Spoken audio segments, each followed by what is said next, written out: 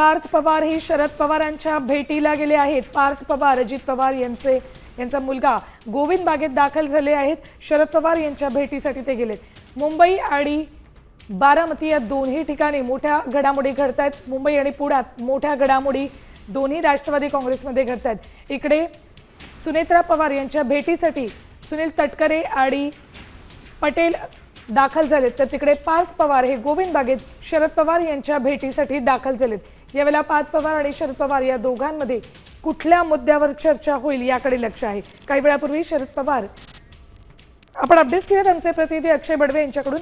अक्षय, नेमकं काय कारण, पार्थ पवार नेमक्या कुठल्या मुद्द्यावर चर्चेसाठी भेटीला गेलेत?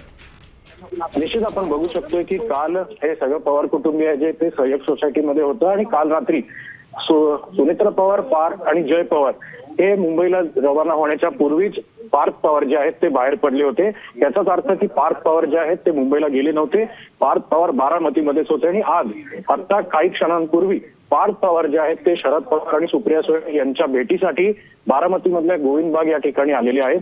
आता नेमकी सुनेत्रा पवार मुंबईत आहेत, पार्थ पवार बारामतीत आहेत, त्यामुळे आता या सगळ्या प्रकरणाचा काय वेग येतो, काय चर्चा या कुटुंबातल्या सदस्यांमध्ये होते हे पाहणं महत्वाचं असेल। पण आत्ताची सगळ्यात मोठी अपडेट म्हणावी लागेल, सुनेत्रा पवार मुंबईत आहेत आणि पार्थ पवार हे सध्या शरद पवार म्हणजे त्यांचे आजोबा आणि आत्या सुप्रिया सुळे यांना भेटीसाठी गोविंद बागेतल्या बंगल्यावर दाखल झालेली।